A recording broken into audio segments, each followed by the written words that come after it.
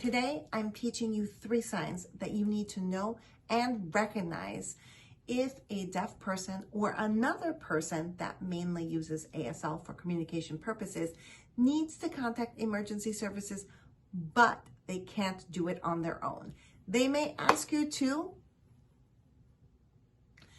call 911. You need to recognize these 3 signs so that you can go ahead and help them out. Call. Call is done with the Y hand shape and it's held palm towards yourself.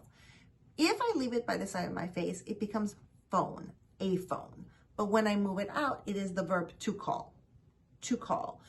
You may also see an older sign, call. This one uses 2 hands, but my non-dominant is a 1, palm down, pointer finger forward. And my dominant hand, my boss hand, is going to be the X hand shape. It's going to fit on top of the finger and move forward and off. Call.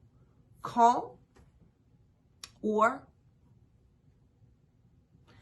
9. 9 is done with the pointer finger and the thumb touching each other. Now, it doesn't matter if they're pinching or if they're overlapping. This is still a 9. 9. Make sure that the fingers are open. 9.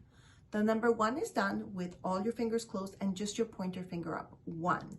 Now, because we have a double number, we're going to do 1, 1, slightly outwards, okay?